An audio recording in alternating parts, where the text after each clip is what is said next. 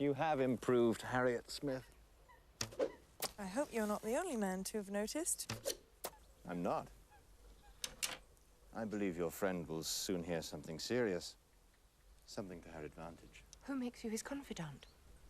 I have reason to believe that Harriet Smith will soon receive an offer of marriage from a man desperately in love with her. Robert Martin.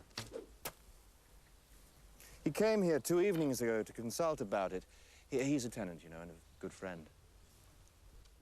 He asked whether it would be imprudent of him to settle so early, whether she was too young or whether he was beneath her. Better questions for Mr. Martin. I could not have chosen myself. I never hear better sense from anyone than from Robert Martin. He proved he could afford to marry, and I said he could not do better. No, indeed. He could not. Come. I will tell you something in return. He wrote to Harriet yesterday. Oh, yes? Yes. He was refused. Not sure I understand. He asked, and she refused. Then she is a greater simpleton than I believed.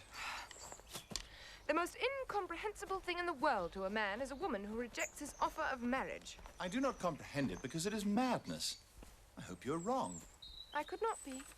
I saw her answer. You saw her answer? Emma? You wrote her answer, didn't you? If I did, I would have done no wrong. He is not Harriet's equal. I agree, he is not her equal. Good. He is her superior in sense and situation. What are Harriet Smith's claims of birth or education that make her higher than Robert Martin? She is the natural daughter of nobody knows whom. The advantage of the match was entirely on her side. What? A farmer? Even with all his merit, a match for my dear friend. It would be a degradation for her to marry a person whom I could not admit as my own acquaintance. A degradation? For illegitimacy and ignorance to marry to a respected, intelligent farmer? She is a gentleman's daughter. Whoever her parents, they made no plans to introduce her into good society. She was left with Mrs. Goddard for an indifferent education. Her friends evidently thought this was good enough for her, and it was. And she thought so too until you began to puff her up.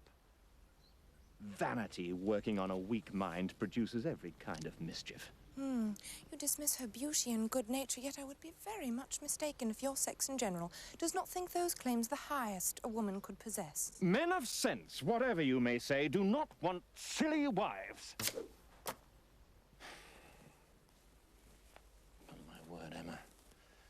Better be without sense than misapply it as you do.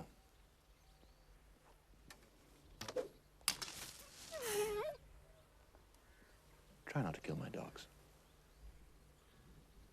We see so differently on this point that there can be no use canvassing it. We shall only make each other angry. Ah, I see the tea is ready. Let's stop and have some. She proposed that we form a musical club. Is it possible that Mr. Elton met her while doing charitable work in a mental infirmary? There is only one thing to do with a person as impossible as she. What? I must throw a party for her.